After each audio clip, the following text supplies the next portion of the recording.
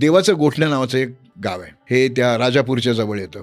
तिथे काही वेगवेगळी खोदचित्र आपल्याला बघायला मिळतात. तर त्या देवाच्या गोठण्यामध्ये एक सडा आहे वर, तिथे तुम्ही आत्ता गेला तर असे दगड मांडून एक चित्र चौकट केलेली दिसते आपल्याला. कारण ते एवढ्या सड्यावर शोधायचं कुठे ना, म्हणून काही तिथल्या अभ्यासकांनी त्याच्या भोवती असे दगड मांडून ठेवलेत, पण ते थोड्या अंतरावर ठेवलेत.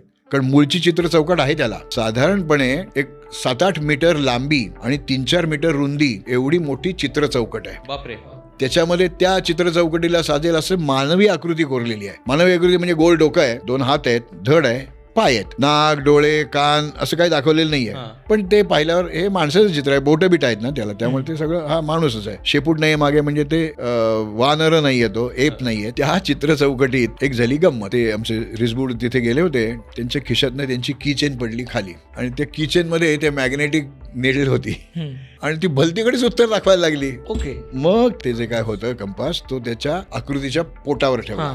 ती स्थिरच राहीना, अशी अशी ती घर फिरायला लागली. थोडी बाजूला घेतली त्यांनी, शरीरावरच पण थोडी बाजूला, मग ती भलतीकडेच उत्तर दिशा दाखवत होती. असं करत करत त्या चित्र चौकटीपर्यंत त्यांनी आणलं, भलतीकडेच उत्तर दाखवते. त्याचं डेव्हिएशन कमी होत गेलं आणि त्या चित्र चौकटीच्या बाहेर ठेवल्यावर नॉर्मल उत्तर दिशा. असं सगळ्या बाजूंनी त्यांनी ते बघितलं. मी पण नंतर जाऊन बघितलं. ते ज्या आदिमानवाला चुंबक हा शब्दही माहित नसेल, त्याला कसं कळलं या एवढ्याच प्रदेशामध्ये चुंबकीय गुणधर्म आहेत. आणि जगातलं हे एकमेव मॅग्नेटिक प्रॉपर्टी असलेलं पेट्रोग्लिफ आहे, म्हणजे चुंबकीय गुणधर्म ज्याच्यामध्ये आहेत असं एकमेव खोदचित्र आहे. आपले पूर्वज किती शहाणे होते हे आपल्याला यातनं कळतं.